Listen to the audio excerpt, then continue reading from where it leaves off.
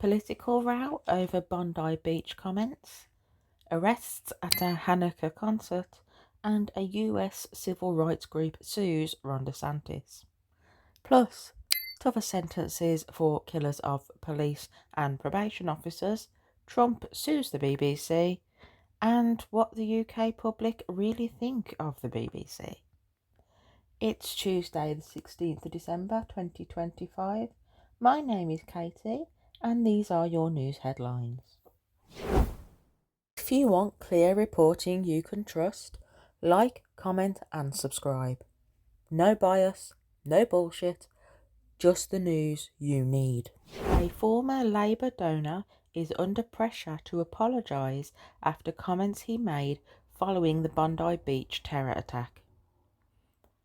Government Minister Stephen Kinnock has urged green energy businessman and former Labour donor Dale Vince to apologise for a social media post he made after the Bondi Beach terror attack, which killed 15 people, including a Holocaust survivor and a 10-year-old girl.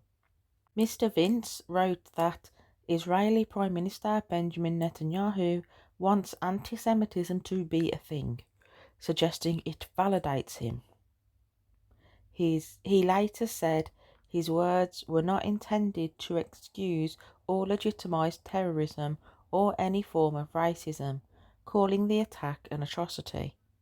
Kinnock said the first post could have given the impression of blaming Jewish people collectively and suggested Labour may need to consider whether it would accept future donations from Mr. Vince.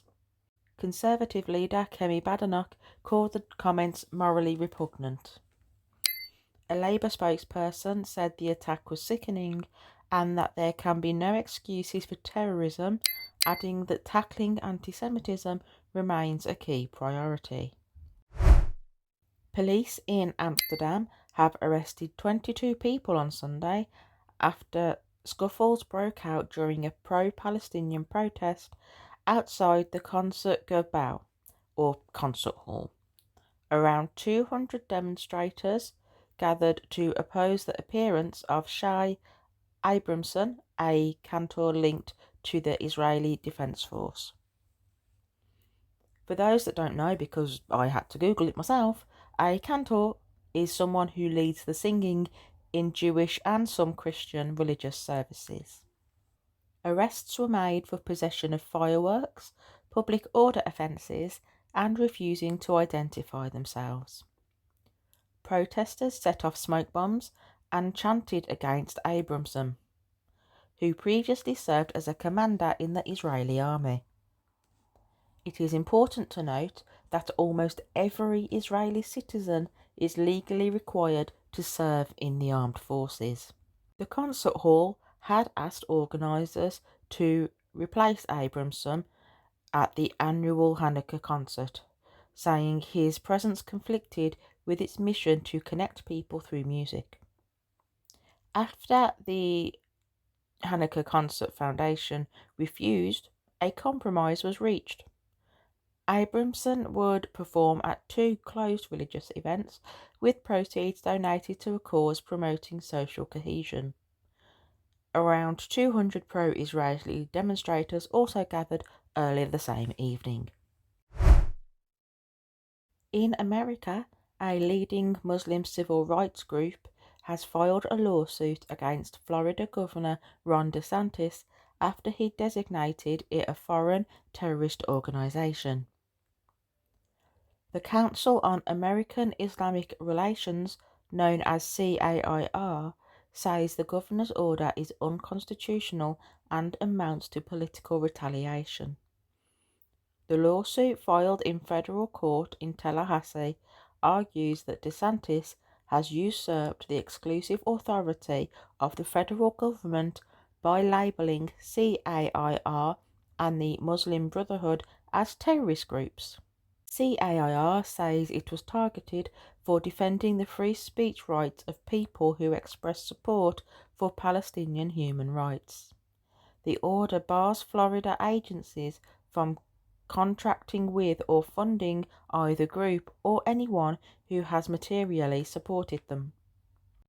Governor DeSantis has defended the move on social media, saying he looks forward to trial and discovery, especially the CAIR finances.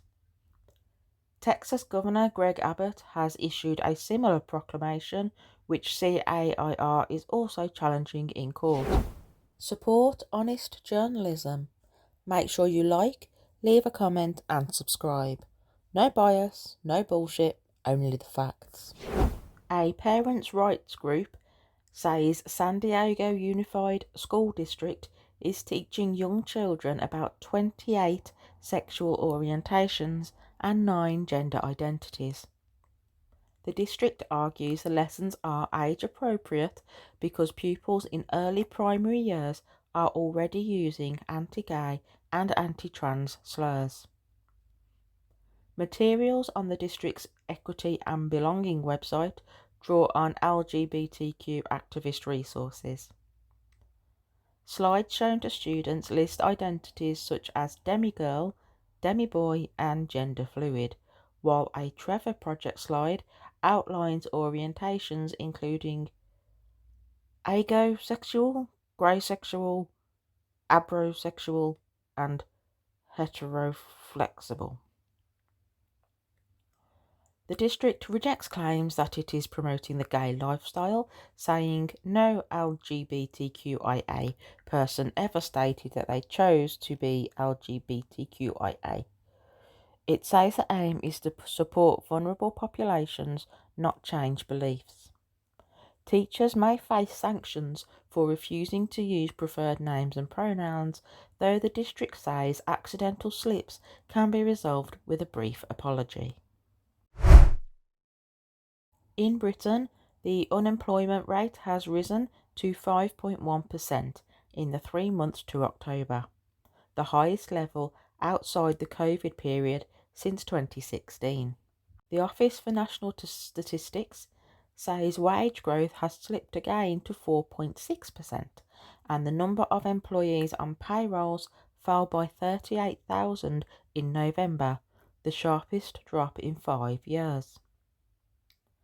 Younger workers are being hit hardest. Youth unemployment has climbed to 16%, with 85,000 more 18 to 24-year-olds out of work, the biggest rise since late 2022. Unemployment also rose among 16 to 17-year-olds and 25 to 34-year-olds. Work and Pensions Secretary Pat McFadden said the figures underline the scale of the challenge, pointing to £1.5 billion being invested in apprenticeships and workplace opportunities. Economists say the cooling labour market strengthens the case for an interest rate cut this week. Killers who target police, prison or probation officers, even when off duty or long retired, will now face life behind bars under new sentencing reforms announced today. Deputy Prime Minister David Lammy told the Commons that amendments to the sentencing bill will ensure any murder linked to an officer's current or former duties triggers a whole life order, the most severe punishment available in England and Wales. The change expands existing rules, which already apply to on-duty police and prison officers, to include probation staff and revenge attacks years after service. The move follows the murder of former officer Lenny Scott and is part of the government's plan for change to keep frontline workers safe. Sentencing Minister Jake Richards said if you target police, prison or probation staff, you will never walk free again. Whole life orders in the UK carry no minimum term and no prospect of parole. As of September this year, 74 prisoners in England and Wales are serving such sentences. President Donald Trump has filed a $10 billion lawsuit against the BBC in Florida, accusing the broadcaster of defamation over what he claims was doctored footage used in an edition of Panorama.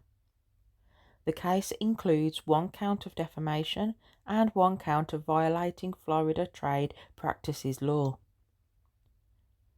His lawyers argue that the edited footage made him appear to encourage the Capitol riot that followed his January 6, 2021 speech. They claimed the BBC used AI or something to put words in his mouth, though no evidence was provided for that allegation.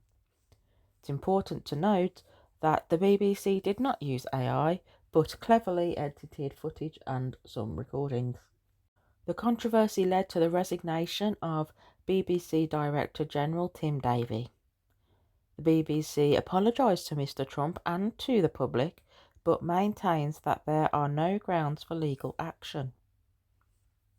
White House Press Secretary Caroline Leavitt described the Panorama clip as purposefully dishonest and selectively edited, calling it further evidence that the BBC is 100% fake news. If you want clear reporting you can trust, like, comment and subscribe.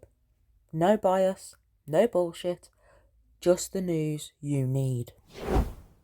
Staying on the BBC, a government commissioned study has found that most UK adults continue to value and trust BBC News, but concerns remain over impartiality and political bias. Department for Culture, Media and Sport asked IPOS UK to assess public attitudes ahead of the government's upcoming review of the BBC's Royal Charter. The research found that 60% of adults are satisfied with BBC News, and 72% say it's personally valuable to them. Nearly half of respondents said the BBC performs better than most other outlets on accuracy, detail and clarity. However, trust in the news overall remains cautious, with just 15% saying they trust it a great deal. The most common concerns were political influence, bias, and the overwhelming pace of the news cycle. Younger audiences preferred short-form video content, while digitally excluded groups relied on TV and radio.